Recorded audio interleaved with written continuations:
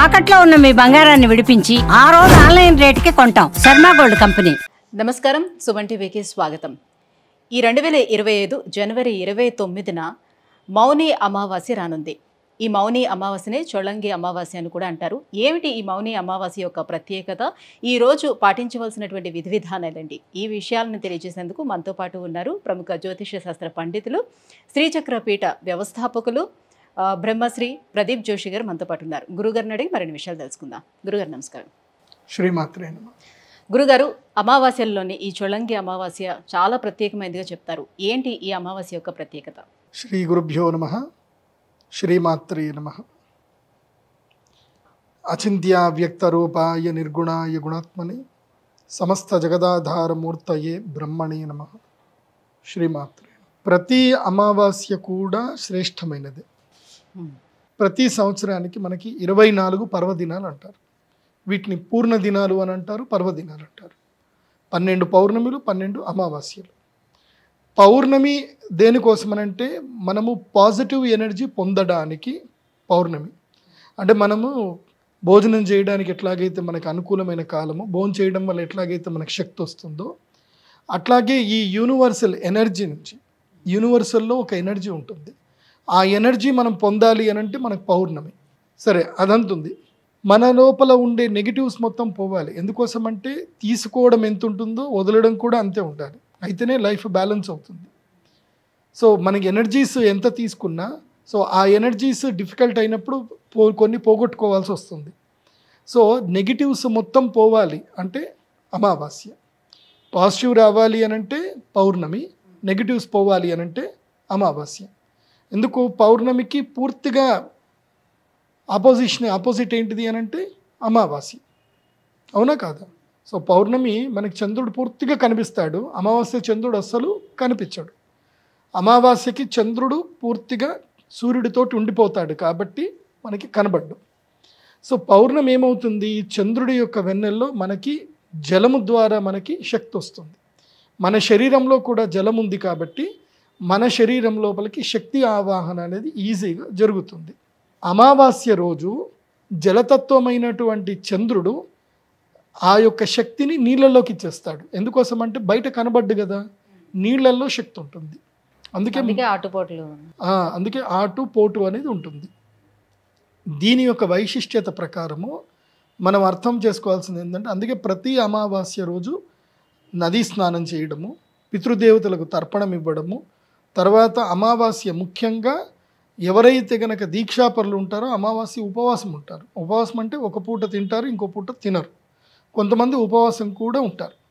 అమావాస్య రోజు విశేషం ఏమిటంటే నెగిటివ్స్ మొత్తం దూరం చేసుకోవాలి. అందులోనూ అన్ని అమావాస్యల్లో కొన్ని బలమైన అమావాస్యలు ఉంటాయి. అందులోపల బలమైన అమావాస్యల్లో ఒకటి నదీ స్నానము చేయడానికి, పూర్తిగా నెగిటివ్స్ అన్ని దూరం చేసుకోవడానికి, కుంభమేళ పుష్కర స్నానాలు అన్నీ చేయడానికి అత్యంత అనుకూలమైన అమావాస్య మౌని అమావాస్య. అదే ఈ పుష్యమాసంలో వచ్చే అమావాస్య, పుష్య అమావాస్య. ఈ పుష్య అమావాస్య చాలా శ్రేష్టమైంది. ఇది ఏమిటంటే మన యొక్క పాపకర్మ పంకిలమంతా కూడా పోగొట్టుకోవడానికి పుష్య అమావాస్య. తర్వాత మాఘ అమావాస్య వస్తుంది. మాఘ అమావాస్య చాలా గొప్పది. దాని యొక్క శక్తి ఏమిటి అని అంటే గనక, ఎవరికైతే గనక అనువంశికంగా దుఃఖం వస్తుందో, అంటే సంతానం లేకపోవడమో, తర్వాత ఇంట్లో ఎవరైనా మరణించడమో, అలాంటివి అనువంశికంగా దుఃఖం వచ్చేటువంటి వాళ్లకు మాఘ అమావాస్య శ్రేష్టమైంది. అలాంటి మాఘ అమావాస్య రోజు పుష్కర స్నానం చేసినా, నదీ స్నానం చేసినా, తర్పణాలు చేసినా వాళ్ళకి సంతాన భాగ్యం అనేది 100% కలుగుతుంది. అనువంశిక దోషాలన్నీ కూడా పోతాయి. ఆ తర్వాత ఇంకోటి ఉంటుంది, మహాలయ అమావాస్య. అది మనకి భాద్రపద మాసంలో వస్తుంది. ఆ అమావాస్య చాలా శ్రేష్టమైంది. అది పిండ ప్రదానాలకు, పితృదేవతలకు చేయడానికి. ఎందుకోసం అంటే పితృదేవతలు సంతోషించాలంటే ఆ అమావాస్య. ఇంకొక అమావాస్య ఉంటుంది, అది పవర్ఫుల్ అమావాస్య, డబ్బులు ఇస్తుంది ఆ అమావాస్య. ఆ అమావాస్య లక్ష్మీ పూజ చేస్తే లక్ష్మీదేవి కనకవర్షం కురిపించేస్తుంది. అదేంటి మీ అందరికీ తెలుసు కదా, ఏంటిది? అది దీపావళి. ఆశ్వయుజ అమావాస్య, దీపావళి. సో ఈ 4 అమావాస్యలు చాలా శ్రేష్టమైనవి. ఇంకోటి ఆషాఢ అమావాస్య ఉంటుంది, అది గుప్త అమావాస్య అంటారు. అది వారాహి అమ్మవారికి, తర్వాత వామాచార తంత్ర పూజలకి ఆషాఢ మాసం. అది పరశురామ క్షేత్రంలో గనక ఆషాఢ మాసంలో అమావాస్య పూజ చేయించుకుంటే అసలు నువ్వు ఏదంటే జరుగుతుంది. ముఖ్యంగా శత్రుబాధ విముక్తి కలగాలి, రుణబాధ విముక్తి కలగాలి. ఏ మనిషికైనా జీవితంలో దుఃఖం వచ్చేది ఒక అన్ఎక్స్పెక్టెడ్ థింగ్ వల్లనే జరుగుతుంది. ఇప్పుడు మీరు ఎంతో ఇష్టంగా ఒక ల్యాండ్ కొనుక్కున్నారు, ఒక 10 ఎకరాలు ఎక్కడో కొనుక్కున్నారు, మీ జీవితకాలం కష్టపడి సంపాదించినట్టు కొనుక్కున్నారు. మీరు కొన్న కరెక్ట్గా ఒక నెల రోజులకు ఒకడు వస్తాడు, నాకు ఇది ఆల్రెడీ అగ్రిమెంట్ జరిగింది, ఇది నాది అని కేసు పెట్టాడు. మీ 10 కోట్లు అక్కడ ఇన్వెస్ట్ చేశారు, ఆ కేసు తేలేసరికి 10 ఏళ్ళు అవుతుంది. దాంట్లో ఏమీ లేదు, వాడేదో డూప్లికేట్ డాక్యుమెంట్ చేసుకొని వచ్చాడు, డూప్లికేట్ సంతకం పెట్టుకొని వచ్చాడు, కానీ కోర్టు అది తెలియదు కదా, 10 ఏళ్ళు అవుతుంది. పరిష్కారం ఎక్కడ, ఎవరిని అడుగుతారు? దానికి ప్రతి అమావాస్య అమ్మవారు అనుగ్రహించింది, బగలాముఖి అమ్మవారు చెప్పింది, మీరు అమావాస్య రోజు రండి నా దగ్గరికి, మీ బాధలు ఏవో చెప్పుకోండి. అంటే లైక్ జనతా గ్యారేజ్ లాగా అనమాట, అమ్మవారు గ్యారేజ్ ఓపెన్ చేస్తుంది, రండి మీ ప్రాబ్లమ్స్ ఏందో మొత్తం చెప్పండి, అమావాస్య నేను మీ అందరికీ అవైలబుల్ ఉంటాను, మీ బాధలన్నీ కూడా వింటాను అని అమావాస్య బగలాముఖి అమ్మవారు అనుగ్రహించింది. అందుకే ప్రతి అమావాస్య మా శ్రీ చక్రపీఠంలో బగలాముఖి పూజ చేస్తాం. ఈసారి మీరు అంటున్న ఈ చొల్లంగి అమావాస్య అంటున్నారు కదా, ఈ చొల్లంగి అమావాస్య ఏమిటంటే కనుక మనము పైరు మొత్తం కూడా తీసేసి, ఇప్పుడు సంక్రాంతికి పైరు తీసేస్తాము, ఈ చొల్లంగి అమావాస్యకి మనం ఏం చేయాలి అని అంటే పైరుని పూజ చేసుకోవాలి. అంటే ఆ భూమి మొత్తం చదును వేసి భూమి పూజ చేసుకోవాలి. భూమి పూజ చేసుకొని నత్తలు చల్లాలి. యాక్చువల్లీ ఇది రూల్ ప్రకారం నత్తలు. చొల్లంగి అంటే దీని ఏమంటారు, డొల్ల చేయడము అని అర్థం నిజం చెప్పాలంటే. అంటే భూమిని డొల్ల చేయాలి. మనం ఇప్పటిదాకా సంక్రాంతి వరకు పంటలు పండించుకున్నాం, బియ్యము అంతా ఇంటికి తెచ్చేసుకున్నాం, కానీ మనము భూమిని పట్టించుకోవట్లే. భూమిలో దున్నాలి అని చెప్తున్నారా? మొత్తం అంతా భూమిని దున్ని ఏం చేయాలంటే నత్తలు ఇయ్యాలి. ఇప్పుడు ఆవు పేడ చల్లాలి, నత్తలు వేయాలి. నత్తలు వేసి నెక్స్ట్ కార్తెలు వస్తాయి. ఇప్పుడు ఇది అయిపోయింది, ఇప్పుడు మకర రాశి లోపలికి ఎంటర్ అయ్యాడు, శ్రవణ నక్షత్రం లోపలికి ఎంటర్ అయ్యాడు. మకర రాశి లోపలికి శ్రవణం, కుంభం, శ్రవణం, ధనిష్ట అయిపోయిన తర్వాత ఎప్పుడైతే సూర్యుడు శతభిష నక్షత్రంలోకి ప్రవేశిస్తాడు, శతభిష నక్షత్రంలో ప్రవేశించగానే ఎండ తీవ్రత అనేది పెరుగుతుంది. అప్పుడు భూమి మళ్ళీ తనను తాను ఈల్ చేసుకుంటుంది. మళ్ళీ అప్పుడు మనము నాట్లు వేసుకుంటాం. నాట్లు వేసుకొని కొన్ని రోజులు చూసేసరికి టకటక వర్షాలు పడతాయి, ఇంకా పంటలు చక్కగా పెరుగుతాయి. ఇది టైం ఏంటంటే ఈ చొల్లంగి అమావాస్య నుంచి మళ్ళీ మాఘ అమావాస్య వరకు భూమికి రెస్ట్ టైం అన్నమాట. ఇప్పుడు పంటలు వేయకూడదు, భూమికి రెస్ట్ టైం ఇది. ఈ టైంలో ఏం చేయాలంటే భూమిని మొత్తం కూడా వర్మీ కంపోస్ట్ చేసుకోవాలి. ఇది ఒక పద్ధతి. ఏది మన రైతుల ప్రకారం చూసుకుంటే. ఆధ్యాత్మిక ప్రకారంగా చూసుకుంటే ఒక మనిషి తన యొక్క ఆధ్యాత్మిక సాధనకు మౌని అమావాస్య చాలా శ్రేష్టమైంది. మౌని అమావాస్య నుంచి శివరాత్రి వరకు ధ్యానం చేసుకోవాలి, శివ పూజ చేసుకోవాలి, శివ దీక్షలు చేసుకోవాలి, శివ ధ్యానం చేసుకోవాలి. అందుకే ఈ మౌని అమావాస్య 144 సంవత్సరాల తర్వాత మహాకుంభమేళ వస్తుంది మనకి ఇక్కడ ప్రయాగ్రాజ్లో మహాకుంభమేళలో ఈ మౌని అమావాస్య వెళ్ళి స్నానం చేసిన వాళ్ళు అదృష్టవంతులు. ఇంకా వాళ్ళ యొక్క కర్మఫలం అంతా కూడా పోతుంది. ఇంకా 144 సంవత్సరాలంటే ఈ జన్మకి ఇక్కడనే వస్తుంది. మన పిల్లలకు కూడా దొరకదు అదృష్టం. ఇప్పుడు ఎవరెవరైతే పుట్టలేదో పుట్టని వాళ్ళకి ఇంకా దొరకదు అదృష్టం. సో ఆ అదృష్టం మిస్ చేసుకోకండి, అందరూ కూడా వెళ్ళండి, మౌని అమావాస్య రోజు స్నానం చేయండి. మీరు ఒకవేళ కనుక ప్రయాగరాజ్ ఎక్కువగా క్రౌడ్ ఉంది, మేము వెళ్ళలేము, అక్కడ మేము ఏమైపోతాము అని భయం అనిపిస్తే మీరు ఏ పుణ్యక్షేత్రంలో అయినా సరే, ఏ తీర్థములో అయినా, గోదావరి నదిలో కానీ, కృష్ణా నదిలో కానీ, తుంగభద్ర కానీ, కావేరి కానీ, నేను ఈ శ్లోకం చదువుతాను. ఈ శ్లోకములో ఏ నదుల పేర్లు చెప్పానో ఆ నదులన్నిట్లోనూ కూడా మౌని అమావాస్యలో స్నానం చేయొచ్చు. అంతే పుణ్యఫలం లభిస్తుంది, గుర్తుపెట్టుకోండి. ఎందుకోసమంటే ఒక్క మౌని అమావాస్య రోజు సమస్త తీర్థముల యందు గంగాదేవి యొక్క సన్నిధానం పూర్తిగా ఉంటుంది. గంగా వరుణదేవుడి యొక్క సాన్నిధ్యం ఉంటుంది, ముక్కోటి దేవతల యొక్క సాన్నిధ్యం ఉంటుంది కేవలం మౌని అమావాస్య. ఇది ఫిబ్రవరి 29వ తారీఖు. సో 28వ తారీఖు వెళ్ళి సిద్ధమవ్వండి. 29వ తారీఖు మౌని అమావాస్య రోజు నదీ స్నానం చేయండి. మినిమం ఒక అరగంట సేపు స్నానం చేయాలి. ఏదో పోయి అంటే ప్రయాగ్రాజ్ వెళ్ళలేని వాళ్ళు ఎవరైనా ఉంటే ఇటువైపు హరిద్వార్ కానీ లేకపోతే నాసిక్లో కానీ అట్లా ఏమైనా, అదే చెప్తాను, ఒక శ్లోకం చెప్తాను, ఆ శ్లోకం వినండి. ఆ శ్లోకంలో ఏ నదుల పేర్లు వచ్చాయి, మీకు ఎక్కడ ఆ నది దగ్గర ఉందో అక్కడికి వెళ్ళిపోండి. శ్లోకం జాగ్రత్త వినండి. గంగా సింధు సరస్వతీ చ యమునా గోదావరి నర్మదా కృష్ణా భీమరతీ చ పల్గు సరయు శ్రీగండకీ గోమతి కావేరీ కపిలా వరాహతనయ నేత్రావతి ఇత్యాదయో నద్య శ్రీహరిపాద పంకజ భవాహ కుర్యాద్రువం మంగళం. సో శ్రీహరి యొక్క పాదపద్మం నుంచి పుట్టిన ఈ నదులన్నీ కూడా మౌని అమావాస్య రోజు, రాబోయే మాఘ అమావాస్య రోజు స్నానము చేయడానికి శ్రేష్టమైనటువంటివి. ఇందులోపల గోదావరి ఉంది, మన తెలుగు రాష్ట్రాల్లో గోదావరి ఉంది, కృష్ణ ఉంది, తుంగభద్ర కూడా ఉంది. కర్నూలు దగ్గరికి వెళ్తే తుంగభద్రలో స్నానం చేయొచ్చు. ఇంకా అది జరగలేదా, నంద్యాల వెళ్ళండి, మహానందిలో స్నానం చేయండి. మహానంది వెళ్ళండి, అక్కడ మహానంది తీర్థంలో అయినా స్నానం చేయండి. ఈ ఒక్క మౌని అమావాస్య రోజు ఒక కష్టతరమైన ఉపాసన ఉంటుంది. అది గనక చేయగలిగితే వాళ్ళ జీవితంలో అదృష్టం వాళ్ళని ఇట్లా బంగపట్టుకున్నట్టు పట్టుకుంటుంది. అదేంటి తెలుసా, ఆ వ్రతము తప్పకుండా జీవితకాలం చేయాలి. అదొక నిర్ణయం తీసుకోవాలి ఆ వ్రతం పట్టడానికి. అంటే ఒకసారి స్టార్ట్ చేస్తే ఇంకా జీవితకాలం తీసుకోవాలి. దాన్నే మౌని అమావాస్య అంటారు. మౌనం అంటే ఏంది, మౌనంగా ఉండటం, సైలెంట్గా ఉండడం, కీప్ క్వైట్ అని అర్థం. సో మౌని అమావాస్య రోజు మౌన వ్రతం పట్టాలి.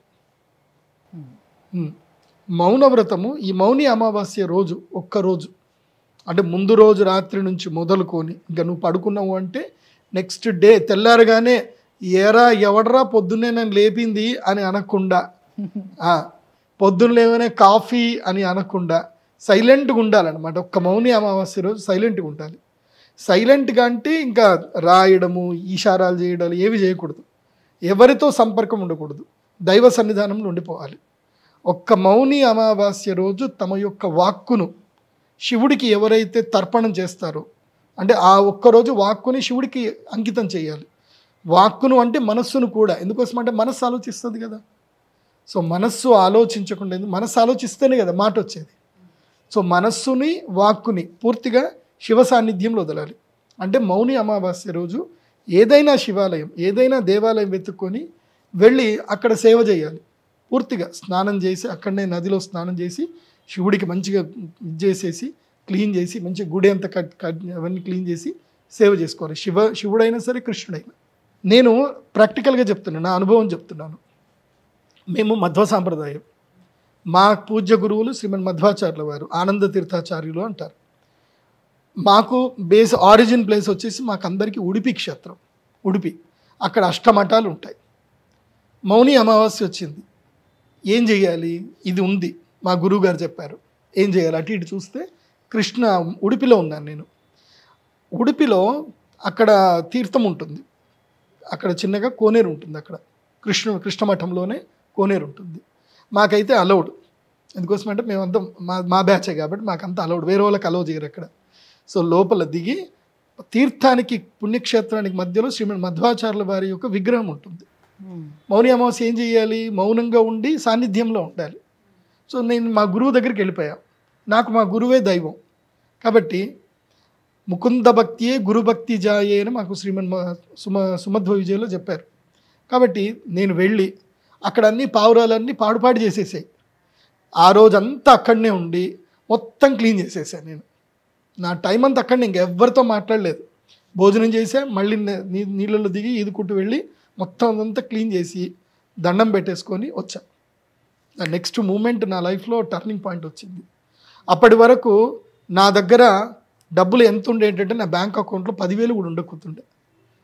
ఇప్పుడు దానికి 100 times నా దగ్గర ఇన్కమ్ ఉంది. ఇప్పుడు దానికి కారణం ఏంటంటే గురువు అనుగ్రహం. ఒక మంచి ముహూర్తం అప్పుడు మనం గురు సేవ చేస్తే మనకు అనుగ్రహం కలుగుతుంది. అందుకే మౌని అమావాస్య రోజు మీరు ఫ్యామిలీకి దూరంగా వెళ్ళిపోండి. ఎవరైనా సరే ఫ్యామిలీకి మీరు ఎన్ని రోజులు సేవ చేసినా చివాట్లు పవాట్లు తప్ప ఏమి ఉండదు, ఏమీ దొరకదు. నాకేంటి, ఫ్యామిలీకి మీరు ఎంత సేవ చేసినా ఫైనల్ డే వచ్చేసరికి నాకేంటి, ఎరా నీకోసం ఇల్లు కట్టారా, ఇవన్నీ చేశారా, అది కాదు నాన్న నాకేంటి. భార్య అడుగుతుంది, నాకు ఇంట్లో బట్టలు లేవు నాకు అంటుంది. తీరా కబోర్డ్లు ఓపెన్ చేస్తే పాపం ఈయనది ఒకటే కబోర్డ్లు ఉంటుంది, మిగతాది మొత్తం ఆమె ఉంటాయి. 90% ఆమె ఉంటాయి, 10% మాత్రం ఈయనది ఉంటుంది. ఈయనకు మాత్రం బట్టలు లేవంటే ఏది ఇవి ఇన్నిగానో ఉన్నాయి, ఒకటని వేసుకున్నారా మీరు అని అంటుంది. ఆవిడని మాత్రం అడిగితే బట్టలు లేవు అంటుంది ఆవిడ. ఇక్కడ ఉన్నాయనంటే అవి నేను వేసుకున్నది మళ్ళీ ఎట్లా వేసుకుంటాం, అది అంతే. సో నాకేంటి, మళ్ళీ సో ఈ ఒక్కరోజు మీరు దైవ సేవలో పూర్తిగా పాల్గొంటే, ఒక్కరోజు దైవ సేవలో పాల్గొంటే జీవితాంతం మీరు కుటుంబ సేవ చేసుకునే శక్తి వస్తుంది. ఆ తర్వాత భార్యకి సేవ చేసినా, పిల్లలకి ఏం చేసినా రావాల్సిన ఏదైతే పోగొట్టుకున్న టైం పుణ్యకాలం ఏదైతే ఉందో అది ఒక్కరోజుతో సిద్ధిస్తుంది. కాబట్టి ఈరోజు సేవ చేయండి. అంటే అవసరమైనప్పుడు మౌనంగా ఉండడం అలవడుతుంది. అది ఉంటుంది, కాకపోతే కష్టం అది. ఈ ఒక్క మౌని అమావాస్య రోజు మీ భార్యలకు చెప్పండి. ఈ వీడియో అందరూ మీ భార్యలకు షేర్ చేయండి. ఏ భార్యల వల్ల ఎవరి మాటల వల్ల అయితే కనుక మీ జీవితం ముందుకు సాగుతుందో వాళ్ళకి షేర్ చేయండి. ఈ ఒక్కరోజు గురువు చెప్పారు, నువ్వు మౌనంగా ఉంటే నీకు 100 చీరలు వస్తాయట అని చెప్పి ఏదైనా ఒకటి షేర్ చేయండి. ఒక్కరోజు మౌనంగా ఉండాలి. ఈ రోజు మౌనంగా ఎవరైతే ఉంటారో వాళ్ళకి అదృష్టం ఉంటుంది. మౌనంతో పాటు ఉపవాస దీక్ష కూడా తీసుకోవాలి. ఉపవాసం చేస్తే మంచిది, లేకున్నా పర్లేదు. లైట్గా తినాలి, పూర్తిగా తినకూడదు. తినడం అంటే మంచిగా తినేసి గురుగారు చెప్పారు కదా మౌని అమావాస్య ఏముంటుంది మంచిగా ఇప్పుడు మౌనంగా ఉండాలి అని అన్నారు, అదే తినేసి పడుకుంటే అయిపోతుంది కదా. అట్లా ఉండకూడదు, ఉండాలి, మౌనంగా ఉండాలి, భగవత్ సేవలో ఉండాలి. అంటే మనస్సు భగవంతుని పైన కేంద్రీకృతం అయి ఉండాలి. ఇప్పుడు చిన్నప్పుడు నేను కూడా ఉపవాసం ఉండేవాడిని ఏకాదశి రోజు. ఇప్పటికి కూడా ఉంటున్నాను, ఈ మధ్య తగ్గింది. సో ఏకాదశి ఉపవాసం ఉండి కళ్ళు మూసుకొని పడుకుంటే మంచిగా సపోటాలు, దానిమ్మలు, యాపిల్స్, పళ్ళు, పలహారాలు అన్నీ కళ్ళలోకి వచ్చేటి అన్నమాట. సో మనస్సుతోటి వాటిని ధ్యానిస్తూ ఉపవాసం ఉంటున్నా అంటే అది తప్పది, దాన్ని మిథ్యాచార అంటారు. సో మనస్సుతో అంటే కర్మేంద్రియాన్ని సంయమ్య అస్తే మనసాచరాలు ఇంద్రియాత్మ విమూఢాత్మ మిథ్యాచార సౌచ్యతి. అంటే ఇంద్రియాల్ని బలవంతంగా కంట్రోల్ చేసి మనస్సుతో మాత్రం ఎప్పుడు తెల్లారుతుందో ఆరెప్పుడవుతుందో తెల్లారగానే తినేయాలి. ఈసారి వీళ్ళంతా ఉపవాసం కదా, 6 గంటల దాకా వెయిట్ చేస్తూ ఉంటారు అనమాట. కొంతమంది 12 గంటల దాకా వెయిట్ చేస్తూ ఉంటారు. నాకు ఒక ఫ్రెండ్ ఉండేవాడు, వాళ్ళకి రైస్ మిల్ ఉంటుంది. వాడు ఏంటంటే నిజామాబాద్లో నేను మందాగా అని వాళ్ళ అమ్మకి నాన్నకి ప్రామిస్ చేసిండట, వాళ్ళ భార్య ప్రామిస్ చేసిండట. సో వాడికి ఎప్పుడు మంద తాగాలనుకునే నిజామాబాద్ డిస్టిక్ దాగి మెట్పల్లి పోయి మందాగేసి వస్తాడనమాట. లేకపోతే అటు కామారెడ్డికి పోయి మందాగేసి వస్తాడు. నేను చెప్పిన కదా నిజామాబాద్లో తాగనని చెప్పిన, ఆడిపోయి తాగిస్తే దాంట్లో ఏముంది అని అంటాడు. సో అట్లుంటుంది అనమాట. కాబట్టి మౌని అమావాస్య జీవిత కాలానికి సరిపడా యోగాన్ని అయితే ఇస్తుంది. దానికి నదీ స్నానం చేయాలి, దైవ సాన్నిధ్యంలో ఉండాలి. ఈ ఒక్కరోజు ఇల్లు వదిలిపెట్టాలి. వదిలిపెడితే మిమ్మల్ని ఏం వదిలిపెట్టాలో అవన్నీ మిమ్మల్ని వదిలేసి వెళ్ళిపోతాయి, ఏవి మిమ్మల్ని బాధ పెడుతున్నాయి. అందుకే మౌని అమావాస్య శ్రేష్టము. శత్రుబాధ, రుణబాధ, దుఃఖం ఉంది. ఇందాక చెప్పాను, ఇట్లా ల్యాండ్ ఇష్యూసు, ఏమైనా ప్రాపర్టీస్ అమ్ముడు పోకపోవడము, తీవ్రమైన అనారోగ్యము, ఇవి ఏవి ఉన్నా సరే అమావాస్య రోజు మా శ్రీచక్ర పీఠానికి రండి, బగలాముఖి పూజ చేసుకోండి, పక్కా రిజల్ట్ దొరుకుతుంది. మొన్ననే ఒక కొడంగల్ నుంచి ఒక ఆయన వచ్చాడు, సార్ గురూజీ నా ల్యాండ్ అమ్ముడు పోతలేదు గురూజీ అని వచ్చాడు. చేసుకో అని చెప్పా, పూజ చేసుకున్నాడు, తెల్లవాళ్ళు చెల్లాడు. 1,20,00,000 ఎక్స్పెక్ట్ చేశాడు, 1,50,00,000కి ఏకరం అమ్ముడు పోయింది. So is happy now. అట్లా హ్యాపీ అని చెప్పి ఏమన్నా ఇయ్యు అని నేను అడగను. మీది ఏదన్నా మీ టెంపుల్కి మీరు ఏమన్నా డొనేషన్ చేసుకుందంటే చేసుకోండి, బట్ బీ హ్యాపీ. కానీ ఇవ్వడం నేర్చుకున్న వాడికే భగవంతుడు ఇస్తాడు. దానం చేయలేనటువంటి వాడికి, చేతిలో ఎముక లేనటువంటి వాడికే దేవుడు ఇస్తాడు. చేతిలో ఎముకుంది, లాక్కుంటాను అంటే దేవుడు ఇవ్వడు. నువ్వు ఎంత నేచర్కి నువ్వు ఎంతగా సపోర్ట్ చేయగలిగితే, ఎంత ప్రొవైడ్ చేయగలిగితే అంత దేవుడు నీకు ఇస్తాడు. అది గురుగారు, మౌని అమావాస్య యొక్క ప్రత్యేకత ఏంటో, ఆచరించవలసినటువంటి విధి విధానాలు ఏంటో తెలియజేసినందుకు ధన్యవాదాలండి. శ్రీమాత్రే.